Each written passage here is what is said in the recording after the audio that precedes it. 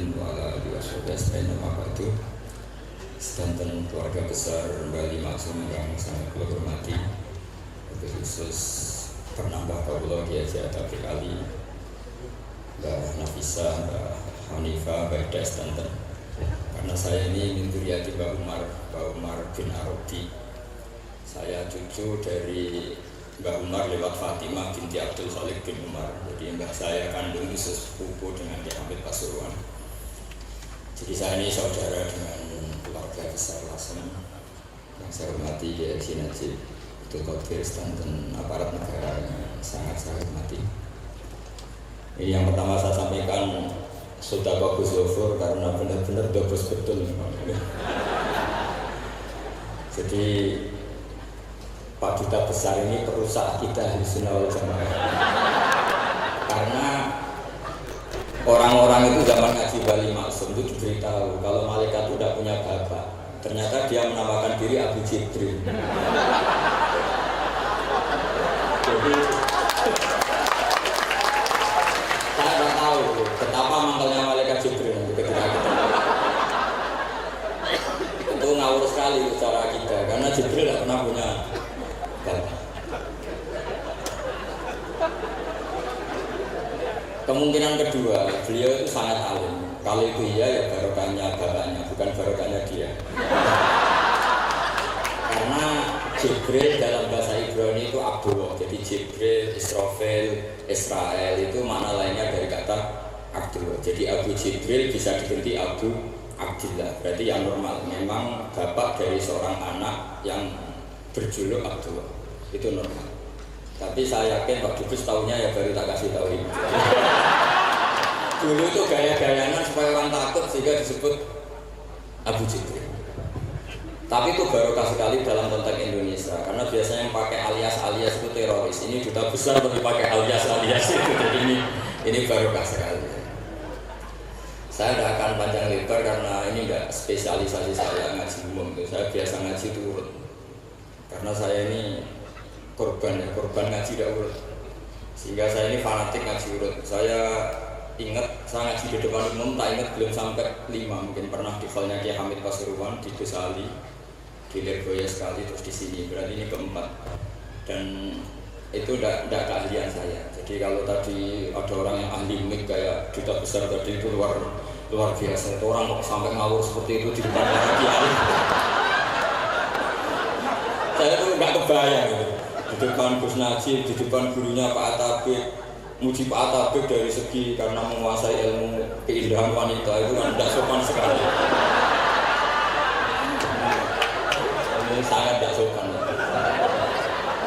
Ya tapi nggak apa-apa itu bagus. Artinya bagus itu jujur. Memang dari asli nggak sopan itu. Jadi kalau pura-pura sopan malah nggak bagus itu. Jadi ya kita ambil positifnya. Jadi kalau beliau tidak sopan itu orang yang jujur gitu. Tapi kalau beliau sopan malah aneh. Biasanya agak sopan kok. Kita teruskan dan tentu yang sangat saya hormati mertua dari Gus Zofur, Pak Jirjis. Saya ini orang paling takut Pak Jirjis karena beliau dulu pernah ingin Gus Zofur di sini sebagai pengajar tafsir, tapi diambil lagi oleh abahnya. Sehingga saya ini orang paling gak siap ketemu Pak Jirjis karena proyeksi beliau itu akhirnya ya berhasil, tapi di negara lain finahiyatul ukhra yaitu Sarang karena beliau ininya sistem pengajaran tafsir besar di sini, tapi akhirnya bangun menghendaki di Sarang. Saya cerita sedikit tentang Bali Maksum dan Mbah Mun dan karena beliau juga teman Mbah Kandung saya di Termas. Mbah saya kandung Mbah Sidik dulu ngajinya juga di Termas. Di Hamid sepupu Mbah saya Putri juga di Termas. Kata Mbah Mun itu gini, wong nak dia anak jabule kok juga wong repot. Dulu yang ma'ruf murid sekaligus juga putra yang alim alamah memang Mbah Ali ketika di Kerapiak, sehingga orang yang ingin alim Mbah Maksum itu ya ke Kerapiak. Akhirnya Gus Mus beberapa kiai besar masuk Gus Dur ngajinya di Kerapiak. Kiai Makhrus juga gitu. Dulu orang ingin alim itu kegedungan karena Kiai Makhrus ke Lirboyo, semua orang Cirebon kalau ingin alim ke Lirboyo karena Gus Makhrus di Lirboyo. Saya menangi Kiai Alim Sedan itu dulu ngajinya di Jampes di Kiai Marzuki. Ketika Kiai Marzuki jadi di Lirboyo, akhirnya ke Lirboyo. Kiai Hamid Pasuruan juga gitu, Pondok Fakhriyah dulu yang masyhur di wilayah wal alim ya Kiai Hamid, tapi beliau di Pasuruan akhirnya yang ingin istifadah ke Pasuruan. Jadi intinya ini dengan tanda kutip pembajakan para gus-gus besar ini bahaya kira-kira gitu. Sehingga Kiai alim itu terus kepikiran, nah anakku itu manggon nopo piye. Jadi termasuk itu ilmunya bapak saya sebenarnya. Saya ini kecelok mantu sido kiri. Kontrak pertama kata bapak, tapi oleh sido kiri kersane pondok kula boten mati, boten. Jadi memang itu ada ilmunya. Saya nggak tahu itu ilmu yang lazim apa enggak, saya tidak tahu. Ketika saya ini tahadus binikmah, saya ini lama sekali mengkaji kitabnya Mbak Ali Maksum Hujjatul Ahlussunnah wal Jamaah sebelum diundang, dan saya tidak pernah bayangkan diundang di sini. Dan kalaupun pernah, ya semoga benar-benar pernah, tidak diulang lagi, jadi hanya kenangan. Karena saya memang spesialisasinya di ngajar, saya diminta ke Safif ngajar di Mahdali, saya senang sekali. Tapi kalau pidato depan umum gini pasti kalah-kalah, sudah punya gelar advokusi tadi, wah gitu. Pasti kalah saya, bukan mungkin kalah, tapi pasti kalah. Karena saya nggak bisa membayangkan jadi duta besar Arab Saudi ketemu Raja Salman apa, beliau bisa cerita yang syair yang nggak jelas-jelas itu. Artinya kita bangsa Indonesia itu malu punya duta besar yang keahliannya syair-syair yang nggak jelas. Nah itu kemungkinannya duta Arab ini nuruti, kerajaan Arab nuruti, musuh nggak jelas terus turuti kayak mari repot. Itu ada beberapa kemungkinan. Nah terus pembelaan saya terhadap yang enggak, makanya ini ngajinya harus khatam. Sebetulnya hadis itu ada terusannya, itu di kitab Fi Hadillahil Haram. Itu saya Muhammad kentikan bagus tihbabi dukhulil bait, kemudian diteruskan babu karahati dukhulil bait. Itu dalam satu bab. Jadi ketika Rasulullah Fathu Makkah itu senang sekali, sampai saking senangnya minta kunci sama Utsman bin Talha al-Hajabi itu. Akhirnya Nabi saking cerianya masuk Ka'bah. Tapi setelah keluar dari Ka'bah, Nabi itu kelihatan tersiksa, hazinan, kelihatan tersiksa. Sayyidah Aisyah akhirnya tanya, kenapa engkau ketika masuk senang sekali, ketika keluar susah sekali? Kata Rasulullah SAW, dan ini partai kita, partai yang insya Allah nggak akan masuk Ka'bah sampai mati. Kata Rasulullah, saya takut kalau itu dipandang umatku sebagai keharusan, terus mereka tersiksa kalau tidak bisa masuk Ka'bah. Sehingga Pak Dubes harus diketahui, banyak juga ulama yang mengatakan masuk Ka'bah itu makruh. Karena takut dianggap sunnah yang memberatkan. Itu ada kitabnya, tidak adobosidah, ini ada kitabnya. Jadi kalau yang mengatakan sunnah, dia mau kemauan yang berkesempatan, lewat tadi siir bohong tadi, dia monggo. Tapi yang meyakini atau yang ditakdir tidak bisa masuk, pakai kaul yang mengatakan bahwa Rasulullah akhirnya hazinan, akhirnya susah karena takut kalau umatnya menjadi tersiksa karena tidak bisa masuk Ka'bah. Terus ini yang terakhir, karena ini kenangan saya dengan Bali Maksum. Saya menangi beliau itu kelas 4 SD ketika beliau ngisi di Mbah Hamid Bedoni. Mbah Hamid adalah satu-satunya santri yang sama Mbah Ali Maksum itu tidak bosok. Sama Bali Maksum itu tidak bosok.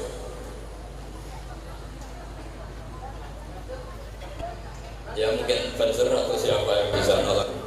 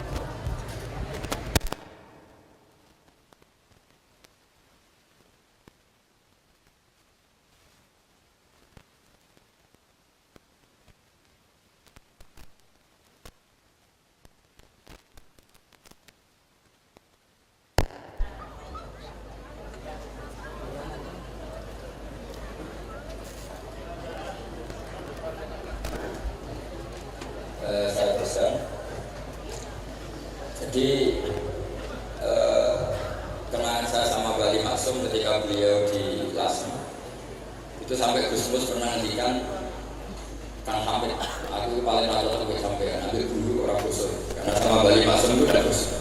Terus kata Bali Pak Hamid itu, lalu itu ponanku. Jadi memang Kiai Hamid itu di silsilah nasab Lasem itu paling sepuh, karena Hamid itu langsung bin Bedowi. Nah, Bedowi itu punya bayi kandung namanya Maimunah, itu yang dapat Umar melahirkan Abdullah, melahirkan Muhammad Pasuruan. Di antara adik-adiknya Pak Abdullah ada yang namanya Kiai Haji Abdul Khalid, itu biar saya, jadi tipe paling buri. Yang saya kenal dari Bali Maksum itu dari murid-muridnya, dan saya menyaksikan sendiri itu senang punya. Karena itu menurut saya filosofi yang luar biasa. Orang sampai ingin maksiat itu saya pakai sampai ketemu Allah Subhanahu wa Ta'ala. Orang itu nanti cari kesenangan dengan maksiat karena tidak nyaman dengan to'at. Sehingga Kiai alim termasuk Bali Maksum, Mbah Mun, bapak saya, semuanya itu senang dulu supaya orang itu nyaman dengan kiai, nyaman dengan to'at, sehingga nggak perlu senang dengan yang maksiat. Tapi sekarang banyak orang membawa Islam itu dengan keras. Saya masih ingat wasiatnya bapak, gak kena haji bulan, ngomong sebelum mikir utang. Dan Bali Maksum itu masyhur seneng bulan. Bapak saya itu pernah ajak saya mau ke pondok, santri-santri pas bulan itu kembali, gak sido santri lagi bulan. Kayak nopo pak, bulan itu barang mewah. Santri itu kadang telat wesel rati dulu, iso bulan itu luar biasa. Makanya jangan diganggu. Meskipun resikonya keterusan bulan double kayak gede. Jadi itu sangat ya, berarti itu sangat yang luar biasa. Jadi sebetulnya bulan tadi ada filosofi yang luar biasa supaya orang itu farah bitoat atau farah bima ahlallah. Sehingga ada ayat qul bi fadlillah wa bi rahmatihi fa bidzalika falyafrahu. Sehingga orang itu tidak perlu senang lewat maksiat, hura-hura lewat maksiat. Kita cium tangannya Mbak Maksud sudah senang, cium tangannya Mbak Ali senang. Itu santri kalau ketemu Mbak Hamid nyium tangan itu lebih senang ketimbang nyium tangan artis. Karena kalau nyium tangan artis, astagfirullah, itu tersiksa. Tapi kalau nyium tangannya Mbak Hamid itu dikenang semuanya mas. Ini yang harus kita gerakkan di zaman akhir. Jadi orang harus terbiasa senang berdoa. Saya itu kalau sudah belajar tafsir, karena itu sesuatu yang saya tekuni. Saya belajar tafsir tidak lazim, tidak pakai kitab tafsir terus, seringnya pakai fakih. Ya karena saya punya guru Mbak Memun adalah putra Ki Zubair Al-Fatih. Saya punya guru, bapak saya sendiri punya guru-guru wali. Jadi saya ini punya jalur ulama, punya jalur wali. Sehingga kemungkinannya saya itu kalau nggak ulama ya wali atau gaduh-gaduh nggak jelas itu karena saking banyaknya. Dalam ilmu yang diajarkan Mbah Mun, diajarkan tentu dia punya sanad ke Sayyid Al-Ali sampai Rasulullah atau lewat Pak Karim Mbah Hasyim juga sampai Rasulullah. Yang jelas ya lewat duta besar karena ini mengkotek. Bahaya kalau sanad lewat apa? Duta besar. Sanadnya begini. Ada riwayat yang ditulis kitab Ihya juga ditulis kitab Hilyatul Awliya itu memang yang menopang perilaku duta besar tadi. Inna min khiyari umati qauman yadkhakuna jahran min sa'ati rahmatillah. Itu dalam kitab Hilyatul Awliya redaksinya malah inna min khiyari umati fi manabbani al-malul a'la. Qauman yadkhakuna jahran min sa'ati rahmatillah. Jadi termasuk umat-umatku yang pilihan adalah itu komunitas kaum yang kalau bunyi itu bukan terbantu. Sehingga saya khawatir duta besar tadi ngakak-ngakak gitu apa bagian dari kewaliannya. Karena disebut khiyarul umat apa? Pilihan. Meskipun kayaknya enggak juga, tapi cerita saja. Jadi inna khiyari umati fi manabbani al-malul a'la qauman yadkhakuna jahran min sa'ati rahmatillah. Lalu saya mikir kenapa itu jadi khiyarul umat? Bali itu masyhur senang bulan. Mbah Mun ya masyhur senang bulan. Bapak saya senang bulan. Saya dulu itu iskal ada kaji itu terkenal agak punya wil ya agak masih agak ceritanya ini agak katut juga besar tadi makanya saya ngomong perempuan. Kaji itu agak ada gosip suka wil. Ketika Mbah Mun ketemu bapak saya itu bilang begini, Nur, bapak saya namanya Rosalim. Apa itu wahyu kok nanti kaji itu senang? Di wahyu bah.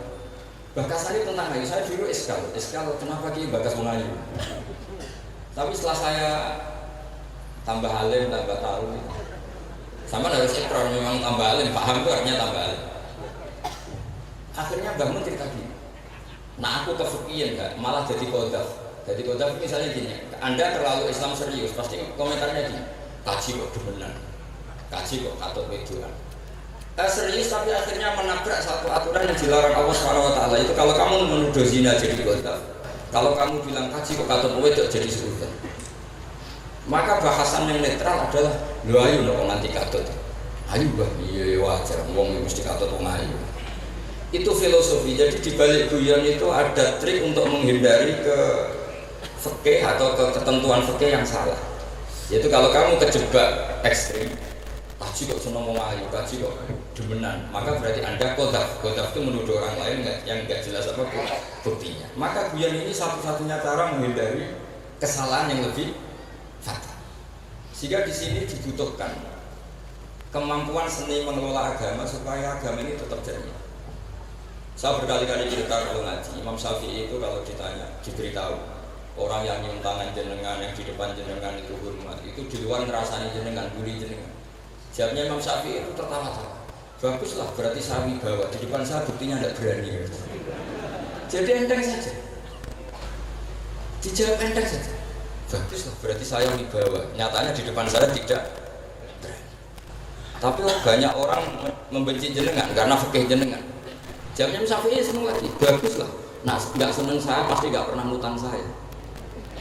Coba kalau kamu seneng juta besar itu pasti minta tolong. Mau masuk apa saja lah. Tapi kalau benci Pak Duta besar pasti malu kan minta tolong. Untung mana kamu dibenci orang sama disenangi orang. Karena kalau dibenci orang yang benci itu pasti tidak utang kamu, tidak ngerepoti kamu, tidak senang. Jadi Imam Syafi'i itu ngadepi dunia itu enteng saja, diberitahu itu orang itu nggak suka kamu gini-gini. Ya bagus. Sehingga beliau ngendikan terkenal sekali, waman asa'a ilaika faqad atlaqaka. Orang yang berbuat buruk sama kamu berarti membebaskan kamu. Karena orang ini pasti gak akan ngerepoti kamu. Jadi ulama-ulama dulu ciri khasnya adalah ar-ridho anillah, melihat apa saja itu sudah ridho. Dan ridho itu ekspresi paling gampang ya ceria, senang. Nah kemudian tadi kan saya bilang terakhir ini yang paling terakhir saya baca trik menjaga perbedaan itu tetap kondusif. Saya meneliti kitab Bali Maksum sampai khatam, termasuk kitab yang saya letakkan di kamar khusus itu diantaranya ada kitabnya Bali Maksum, Nadoman Solam Taufiknya Pak Hamid yang karangan orang-orang Indonesia. Tentu terbanyak ya kitabnya Mbah Mun, Mbah Zubair. Bahkan saya masih punya catatan tangan tulisannya Basim Asyari karena beliau pernah nyurati buyut saya ketika khatam Sahih Muslim yang keluarga Kudus. Terus banyak lah saya punya, termasuk saya punya tulisan tangannya Ki Fakih Mas Gumambang, gurunya Mbak Zubair. Saya memang dokumenter kitab, sehingga saya maaf sekali kalau pidato umum itu memang saya tidak keahlian saya.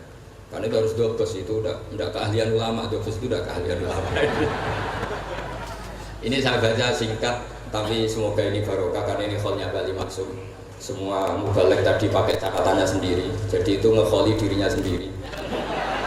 Ini saya pakai orisinil kitabnya Bali Maksum. Jadi saya mungkin penceramah terbaik karena sesuai konteksnya. Nah ini enggak. Ini kolnya Bali Maksum cerita syairnya sendiri tentang rokok lagi, bolot lagi. Yes. Ya semoga diampuni oleh Allah Subhanahu wa Ta'ala. Ini ngendikane beliau tentang meminimalkan konflik.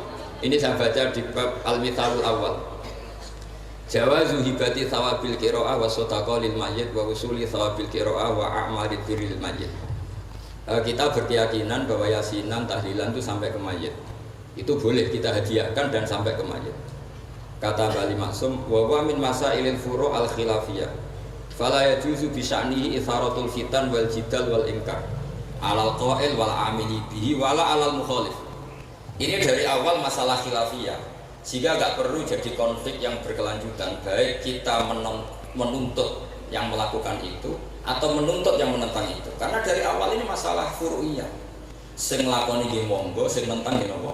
Monggo. Selama ini kan kita yang melakukan memaksa orang lain menerima, yang menentang memaksa orang lain menghentikan. Ini tidak fair kata Bali. Kata beliau itu nggak fair. Wala yang bagi ayyaku abinahuma malah yang bagi buku bena akhwain muslimain. Kata beliau, wala in kana lil mani mustanadun fa inna li ghairihi mustanadan kadzalik. Kalau yang melarang tahlilan, melarang yasinan dikirimkan ke mayit itu punya mustanad, punya sanad. Yang bagi yang membolehkan juga punya sanad. Kalau ada kiai yang kalau pidato nangis itu sanadnya banyak dan benar. Tapi yang uraan kayak Pak Duta Besar juga banyak. Semuanya ada sanad. Jadi kata beliau sederhana saja, kalau al-mani'un orang yang menolak itu punya sanad, kita yang membolehkan juga punya sanad. Tapi kata beliau dengan enteng, dengan ceria, ini masalah furu'iyah. Enggak perlu jadi itsaratul fitan wal jidal wal khisam. Kata beliau enggak perlu jadi perdebatan. Makanya pesan saya sama santri-santri kerabat, sebetulnya masalah kita ini tercerabut dari ilmu. Coba dari awal Anda katakan yang tidak kunut itu Abu Hanifah, yang kunut itu Imam Syafi'i. Maka melihat orang tidak kunut itu keren karena Al-Hanafi, pengikut mazhab Hanafi. Yang kunut juga keren karena pengikut mazhab Syafi'i. Tapi kita tidak, di zaman akhir kunut dan tidak kunut ini jadi politik identitas.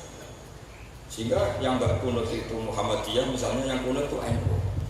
Mana ada Basim Asy'ari sebagai mujaddid atau mujtahid yang mengharuskan kunut, atau Mbah Ahmad Dahlan yang melarang apa? Kunut. Wong dua beliau sama-sama pernah ngaji Syekh Khotib Minangkabau, pernah ngaji Pak Mahfud ketika di Mekah. Jadi cobalah ilmu itu diperkuat sehingga kita mengatakan kunut adalah sunat menurut Imam Syafi'i, tidak sunat menurut mazhab Abu Hanifah. Sehingga enak sekali karena kita berdasar ilmu. Menyangkut sawabu qiraah atau sawabu amalil khairi, apakah sampai ke mayat apa enggak? Ini kata beliau, kata Mbah Ali Maksum, beliau justru menukil Ibnu Taimiyah yang notabene sering dipakai dalil para orang-orang sana. Saya tidak tahu orang sana itu Pak Duta itu yang tahu itu. Itu kalau ini mirip kitab Sayyid Muhammad. Jadi Sayyid Muhammad itu kalau istidlal sering pakai Ibnu Taimiyah karena itu yang dipakai mereka.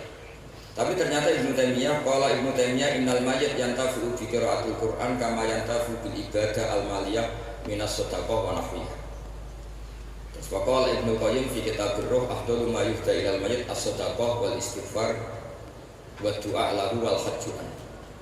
Artinya gini, kita sekarang ini tidak pernah kayak Bali Maksum pakai dalil jawazu ihda lil mayyit itu berdasar Ibnu Taimiyah dan Ibnu Qayyim. Kita seakan-akan Ibnu Taimiyah itu orang yang pasti melarang itu. Sehingga kita ini terus mengatakan sing nyunatno tahlilan itu sapa?